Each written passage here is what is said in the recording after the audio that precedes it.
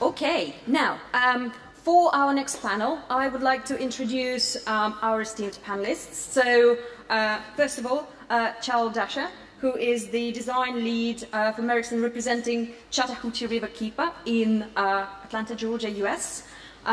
We have got Jack Yu, the CEO of Oviphone. We have got Alain Staron, who is VP of Digital Offers at Veolia.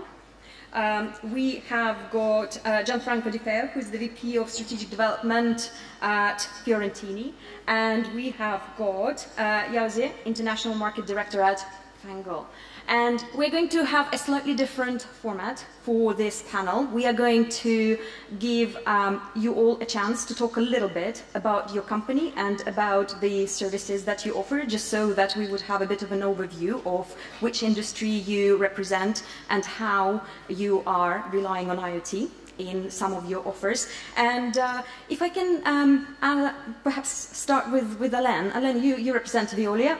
There you go, grab a mic. And can you tell us a little bit, introducing Veolia and also what you are working on, please? Thank you very much. So Veolia is a company present in 45 countries. And the main focus of the company is operating networks. Networks, I mean, not telecom networks. Water networks, energy networks, heating networks, and also we manage waste collection. And we do that in a large number of countries. Just to give you some ideas, when we operate water networks, we talk easily about hundreds of thousands of households. That means meters. When we talk about waste, that was the same order of magnitude for bins and anything to collect waste. And when we talk about water distribution in a given city, it's about the network is about 5,000 to 10,000 kilometers long. And our job is to operate this. So now you can understand that we definitely need to understand what we are doing precisely, and we need to measure. And we have this since years, of course. The company is 160 years old, by the way. And we started 15 years ago to think about IoT and, by the way, to start operations. So that a long time ago, at that time, nothing was ready, of course. So we had to do it, everything from A to Z ourselves, meaning that we had to build a network that's definitely narrowband in the unlicensed spectrum.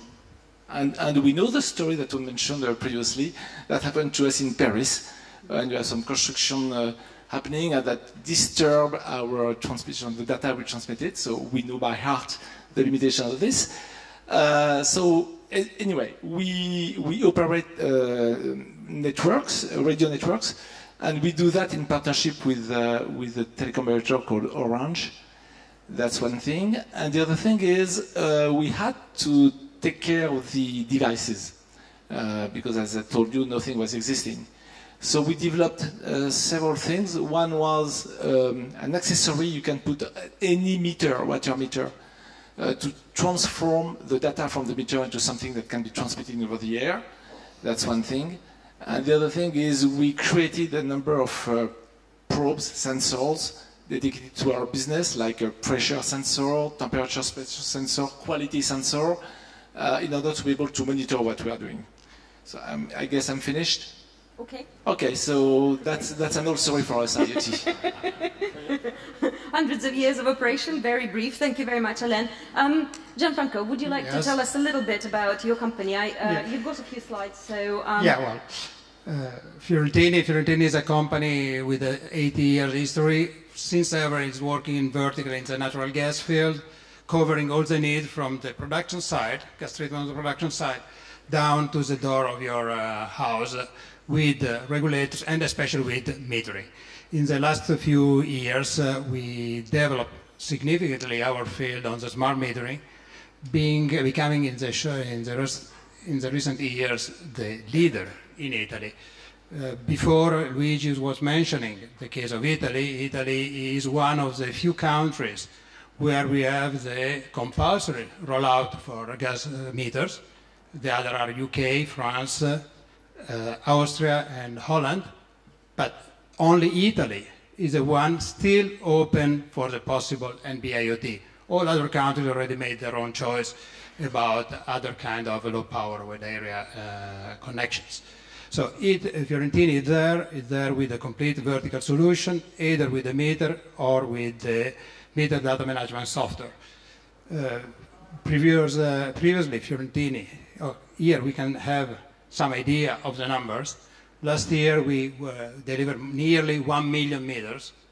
And to have an idea of the competition, because before there was some comment about other technologies, here we have the number. 40% of the meter we deliver were GPRS, and we hope we are supporting NB-IoT technology. We hope that this percentage will switch to NB-IoT in the future, but still 60% of the meter are in wireless and bus technology, means we are working on the unlicensed field. Another point is that there is other area on the smart metering that is a large meters, and to say we operate also 100,000 meters. So that is GPRS today, but that is another field that can move easily to an NB-IoT. One very small window, and then is that all gas network previously were not connected. Fiorentini is acting all different aspects of the network and to connect all the different devices, including the infrastructure. Here, because we are on the business side and we want to put a number, how many pieces we are talking about. So on our left, we can see operations that are network always connected, that today are PSTN, are different connections, and that need big quantity of data. But then on the center, on the right, we have all things that can be connected with the NB-IoT. We are working, supporting NB-IoT. We have one of the partners of the ecosystem, and we are talking about millions of meters. Very, very quickly, why? I think that everybody already mentioned why NB-IoT is an advantage, why we are supporting that. And there is some challenge. The challenge, what are the challenges here today? The orientation of the regulator. Regulator recently made an opening in Italy toward NB-IoT, but time is an issue. We saw with the number before, time. So because every day there are meters on delivery, and if NB-IoT is late, there is no opportunity. Battery life, we are working, and I just heard from Huawei that there are good results, so we hope to achieve the 15 years, and, well, time to market, so it's open issues. I think that I'm not adding anything to what everybody already said before me. So that are the same kind of issues, that security. I think that there was not emphasis about data security.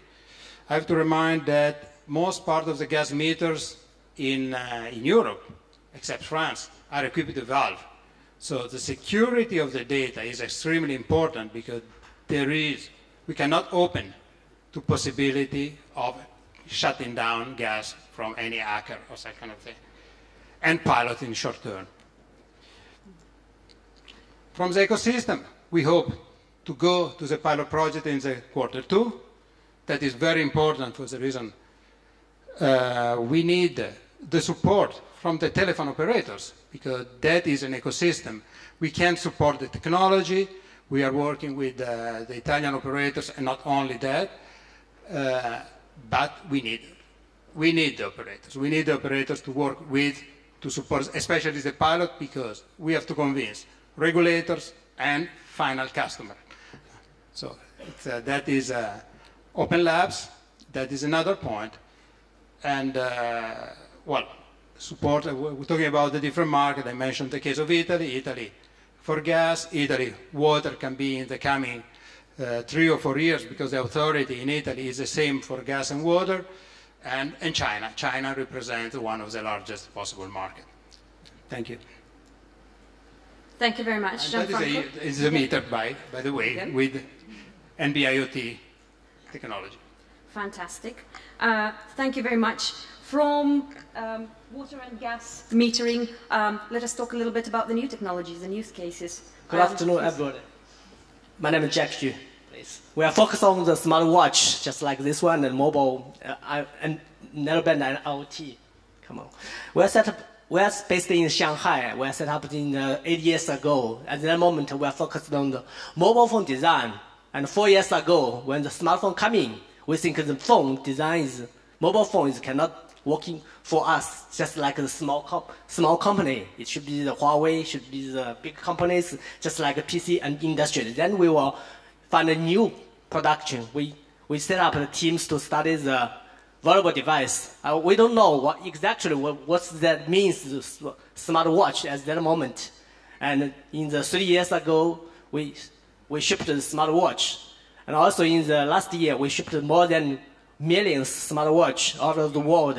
And mainly is our watch. We have the brand with our watch, and other is ODM.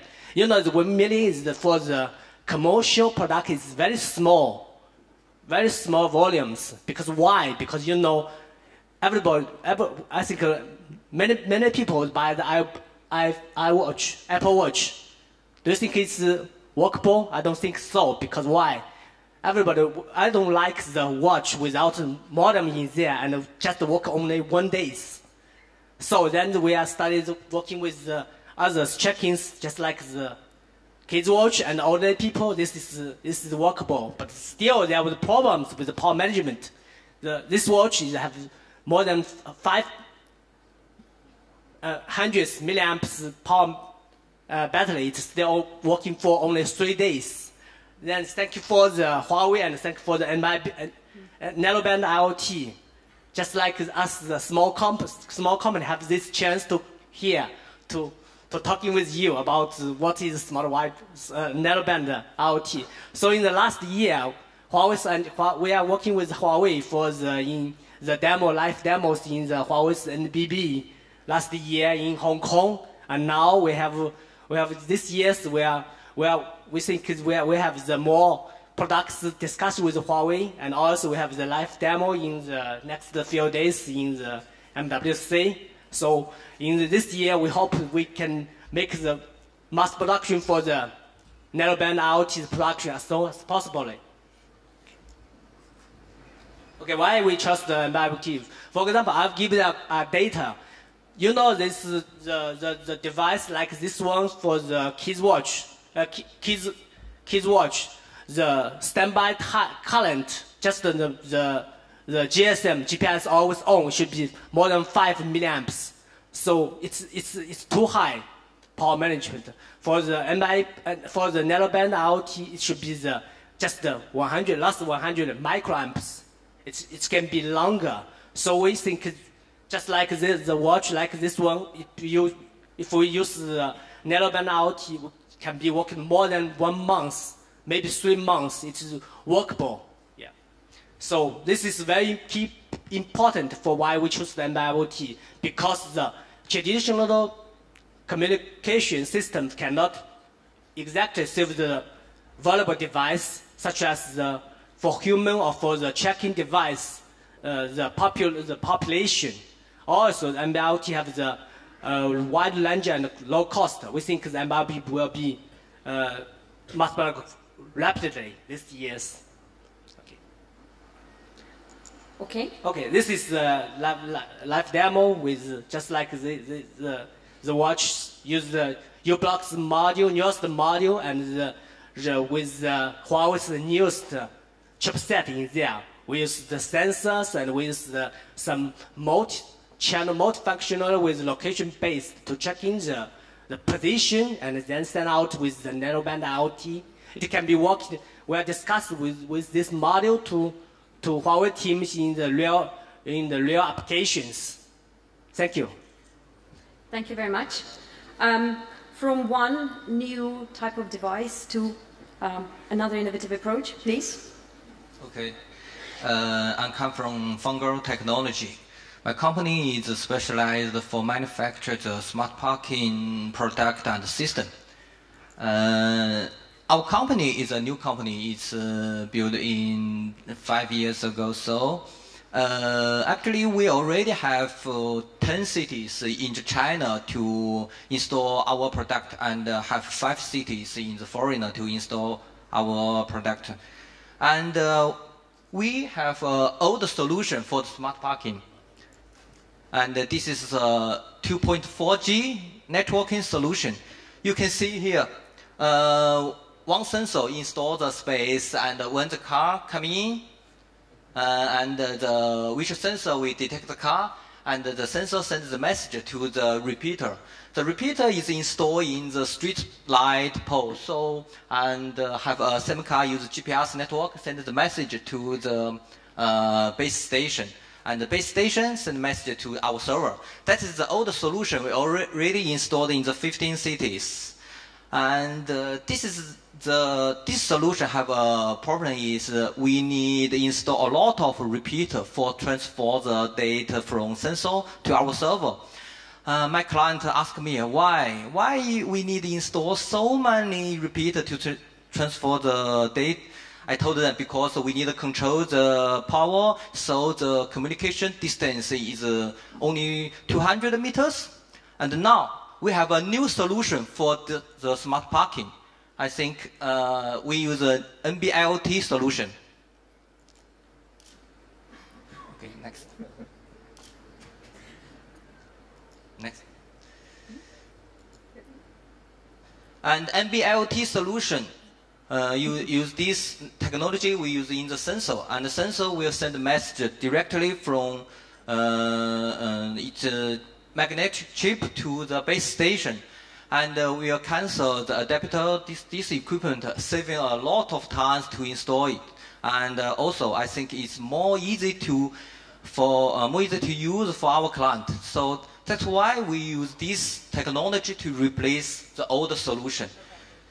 This is my company do this job now, and I think in the future we'll use more sensors like this solution to install in the street, because it's more easy to install, more easy to use, and saving a lot of people to install the repeater. Okay, that's all. Thank you. Fantastic. Thank you very much. We would like to ask a little bit about Chattahoochee Riverkeeper. Charles? Yes, I'm Charles Dasher.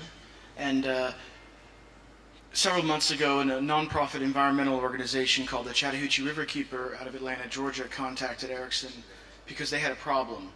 The problem was that they have to manually go and gather water samples and take very expensive testing equipment and put it on a boat and take it up and down a river to try to monitor the source drinking water for 4 million Atlantans.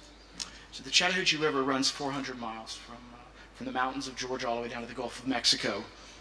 And monitoring it is something that isn't really done very well by governments and organizations. So it's kind of left to these nonprofits to kind of pick up the work where, you know, underfunded governments and things can't. So cost is extremely important to them. And so the first problem that they said was the sensors are too expensive. We can't mass deploy sensors if they cost $6,000 to $10,000. So we actually engineered a very low cost, very low cost sensor, which does the same thing. And while it's not as accurate as the commercial $6,000 sensors, it's very accurate when you deploy many of them so that you can get trending and do baseline monitoring. But once again, we're deploying these in a river over 400 miles. And so there's lots of attenuation, there's lots of foliage. In some cases, the river's under grade, below grade. And so we did check out several technologies in our initial study, and of course it turns out that cellular, it's the best for our use case. So right now we've deployed in the city of Atlanta. Right now it's 3G, and we're moving to very shortly. We've announced that we're going to be putting in LTE Cat 1. We've power saving mode, and of course moving towards as quickly as possible narrowband IoT. So. Fantastic. Do you have a video to show? Is that something you'd like to do, or?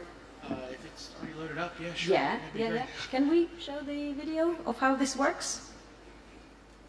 Of course, nonprofits working to keep your water clean have a very special gift just in time for the holidays. And it's not the gadget they're most excited about, it's the price tag. Chattahoochee Riverkeeper tests water quality all up and down the river system, looking for sources of pollution to protect this drinking water source for 4 million people. The nonprofit Chattahoochee Riverkeeper counts on dedicated volunteers to test our waters for contamination, site by site.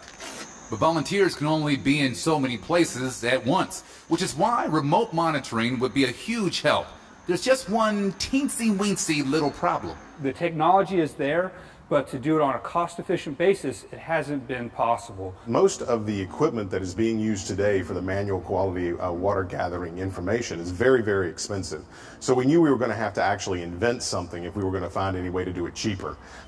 Ericsson, an information and communication technology company, took on the challenge as part of their Technology for Good program. This sensor will be sending back data every 30 minutes. College students submitted their engineering designs. 2 were chosen, and then Ericsson got to work on the prototype. It's able to detect the temperature. It's able to detect the conductivity of the water, which is really important when you're measuring water quality. And then it detects the turbidity, which is how cloudy or how much particulate matter is suspended in the water. What often costs more than $6,000 can now be deployed for as little as $200. This is not meant to replace any of the water quality monitoring that we're currently doing, but really to enhance it. The community will remain at the heart of the effort. We want to see that stewards from the community itself participate in the data collection, the interpretation of the data, and the understanding of how problems can be solved so that they can advocate for their own lives and their own quality of life. And to get quality, sometimes you need quantity. And that way we're going to be able to track more pollution sources, stopping more sewage spills, and cleaning up these neighborhood streams that desperately need it.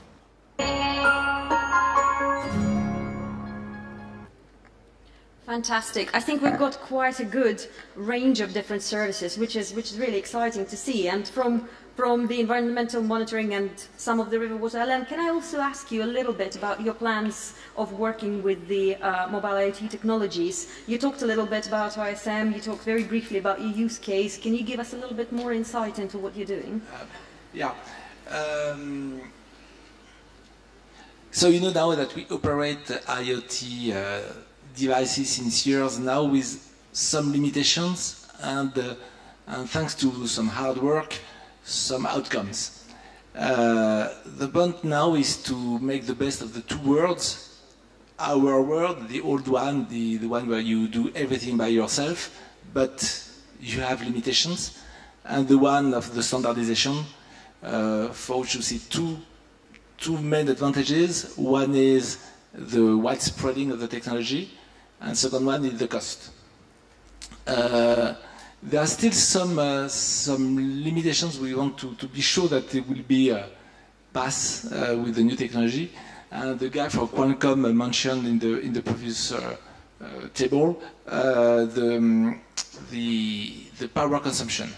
I can tell you, I mean, one figure I can tell you is it's not some microamps. It should be the sleeping current should be under 1 microamp. This is what you do today.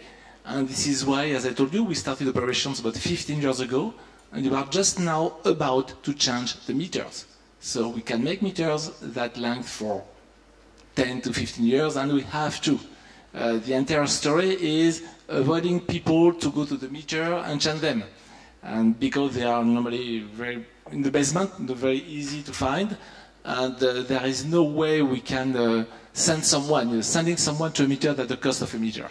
So we cannot do that. So the number 1 point is this one, being able to achieve a real good power consumption. And this is very easily transferable. We are not talking about 3 to 10, 15 years lifetime, because we know our job, that's only a limited number of bits per day, but that's every day. And by the way, we need to do that, it's mandatory. We need to be able to tell to anyone how much water he consumed the previous day, I mean the previous month. So that's a legal obligation for us. So we cannot just play with this. And we need to have these few bytes to be sent every day. So they're very limited uptime, but long time sleeping in sleeping mode. And we make the calculation and we make it operating. That's 1 microamp for the sleeping current. So that's one first point. And the second one, I was very interested by what was told in the previous table about can we rely on the existing network, or do we have to think on microcells or whatever? In our experience, including the latest, I mean, not tentative, but I mean, the other standards, narrowband standards, we cannot make it without a large number of what we call repeaters for fixed radio networks. And we are very much interested in understanding if really we will be able to do this narrowband IoT without any microcell or not. That's a big challenge for us. Just to be clear for everyone, we have 1 water meter every 10 to 15 meters in a given city.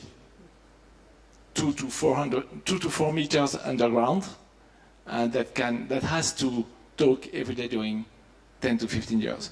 So it's very important. I mean, the link budget is very important, of course. And so you have all the equations, so anyone should be able to make it.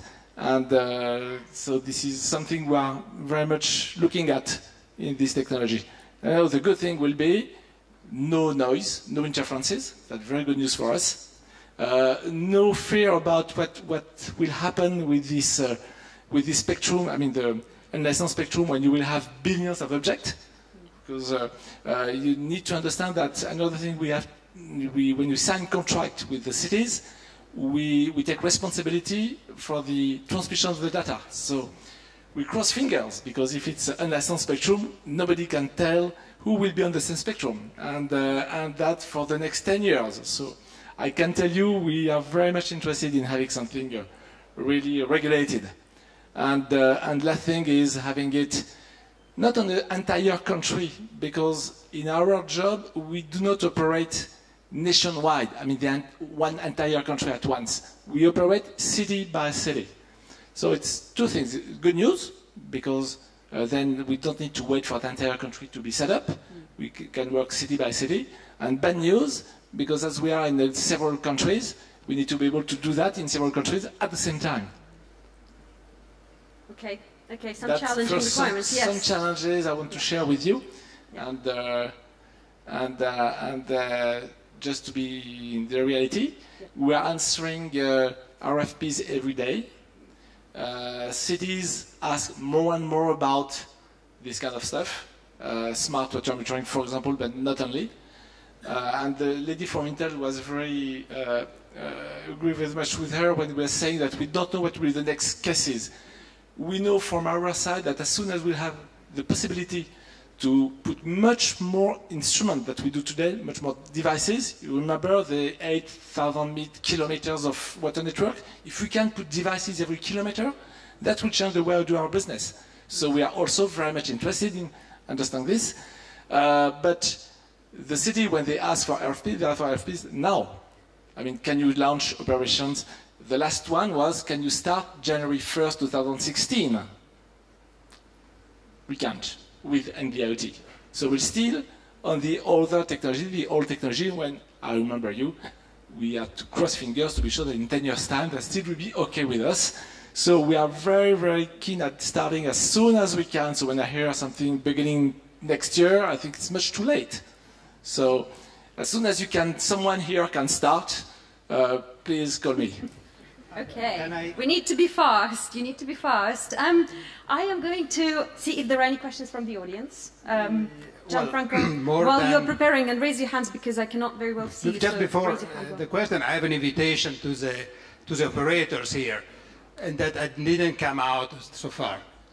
Our customers, main gas utilities, they require that this technology will remain there for at least 15 years, because when we put a meter, And that, I think that was the same need of Veolia, that when we put a meter, whatever it is, that remained there for 15 years because that is a mandatory time for meteorology. So our customer requires this kind of commitment.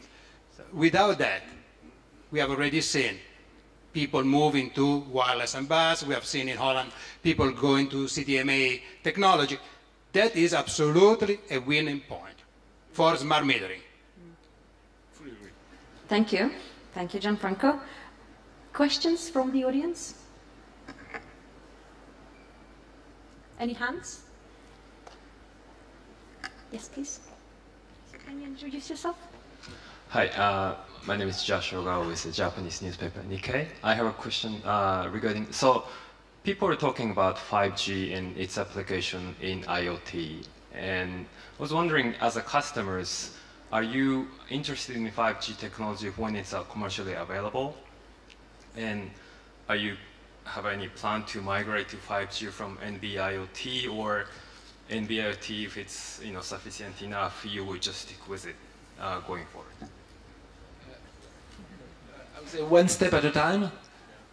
From where we come, we see already big advantages in NB-IoT.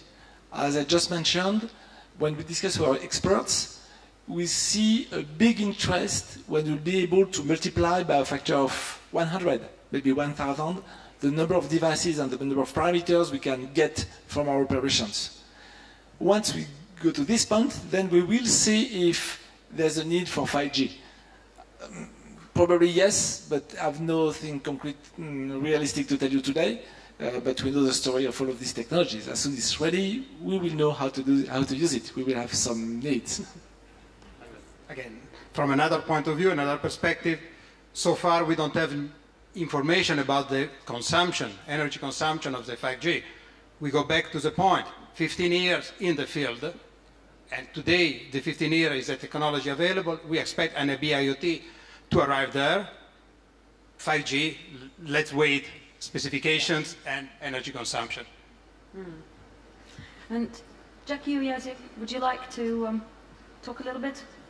4G, 5G? How far are you looking in Gs? Yeah, I'm not sure, really not sure what is 5G, but before I come to Barcelona, just 2 days ago, I got information, got news from another standard about the IoT.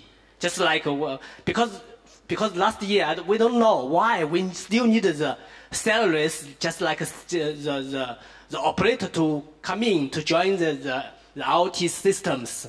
But now it looks that it's a good choice. It's the only way choice. Because 2 days ago, I got a message from the Nokia and MediaTek would announce some new, just similar to the NB-IoT standard. It's EC/C GPS. Is it regulated similar to the narrowband IoT, and you still use the facility with the GPS? Yeah, I think this is the only way, because before that, before last year, I think it should be the new device, should be the new standard. Throw away this technology. It looks that this is the real true solutions. You know what means NB-IoT in China pronunciation with the NB. Because last year, because the Huawei teams guys was CLT, and I would prepare the material with CLT, and when I come to the MVP summit in Hong Kong, it should be NB-IoT. I will take picture, say that this is the NB-IoT. What means NB-IoT? Do you know? Maybe there was some Chinese guys will be the NB-IoT is #1, new bidder. Yep. Yeah. So I think NB-IoT will be good future. Just like you need to be careful about the name. It's going to stay in the market for 10, 15 years. Just be wise, choose it, of course, yeah. Okay. Okay. Any other questions from the audience? Yes, please, sir. Yeah, just in the middle there. Hi, my name is Tony Chan. I write for a publication in Australia called Communications Day. As solutions providers for IoT, can you give an idea of the kind of percentage that you spend on connectivity? Like, what is the share of the solution costs that you actually give to operators? Does that make sense? Does anyone have any numbers? First of all, we are our own operator still. So we don't share anything but with us. That's good news. Second point is we are much too expensive. So we cannot address the entire market as we would, because there is really an appetite. I mean, there's willing for the cities to go in that direction, especially in our businesses, but not at the price we can achieve with these fixed radio networks today. So the answer, I hope I will be able to give you answers as soon as we can. I mean, as soon as we'll be able to shake hands with some telecom operator and make it happen. But you're building your own network, right? So there's a cost component to your solution, right? So what's the percentage of that? You know, I'm assuming that the operators will be targeting that particular percentage of your... No, you cannot speak that way. Not going to pay them at all? No, you cannot speak that way. I mean, when we manage networks, we talk about tens of millions of euros easily. That's without any connectivity. Connectivity has to be put in front of the additional benefit we can make. And the additional benefit, what is it about? And then you start to enter, it is not the big figures, but the derivative of the figures, you know? It's like if you want to improve, for example, the yield of your network, it's not like the total water you sell, but the less water you will lose. So that's 1 or 2 orders of magnitude less. And then that the entire job of what we do, and the connectivity is only a small part of it. So you cannot compare the cost of our operations to the cost of connectivity, because it's not really related yet. What we know, because we do the job since years now, is that we need to have really low prices if you want to expand the market. So price sensitivity is definitely there. Any more questions from the audience? Yeah, please.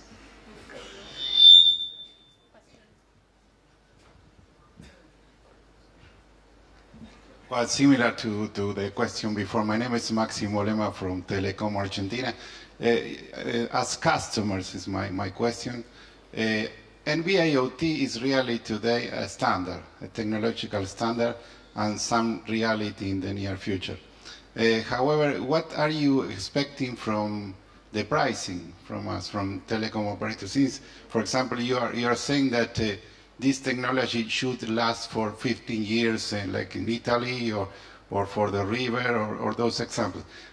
Really it's a challenge, the pricing scheme and the cost for supporting the investments of all this technology. I would say it's good news. Sorry, I would say it's good news for you that we need a relationship for 10 to 15 years. That means we will pay you every year for 15 years. We are a good customer. Now, when it goes to the question of the power, the power consumption, is less a problem of the telecom operator than the problem of the device manufacturer. We are device manufacturers, so we know this by heart.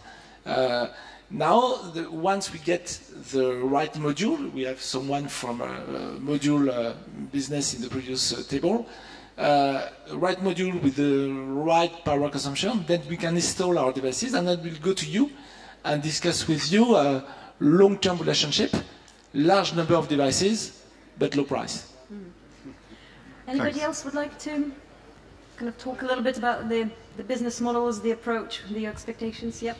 Yeah, I think some of the previous panels I mentioned, I think one of the most important things that narrowband IoT brings is the cost savings on the module level, and that of course rolls into the device manufacturing costs, but it also enables us to really provide services. So I think when you talk about the Internet of Things, it's things, it's services, it's not just connectivity, although connectivity is extremely important, but it's battery life, it's module cost, and it's all of the engineering costs that you have to put in to bring in a product to market. But ultimately to focus on services that we can sell. For example, in Atlanta, we actually, AT&T is our connectivity partner in Atlanta. And you know, I know that everyone has, you know, a lot of expectations out of the Internet of Things, and you know, so I think it's really going to end up being what services, you know, you can offer. And so it's not so much per component, per device cost as so much it is the total solution. The total DCO, it keeps coming up as a theme. Yeah, okay. Yes, yeah. Any additional thoughts? Okay. Any other comments from the panel? No, I regret to say that I am out of time. I would love to have more of a discussion. I know there are more hands out there, and I would just like to ask you to please stay back, and the panelists are here hopefully for a little bit longer right after this discussion. So quickly to the market at a good cost, and you're all ready to go. That's all we need to do as the industry. That's a great message. Thank you very much for your time, and thank you very much for the great customer panel.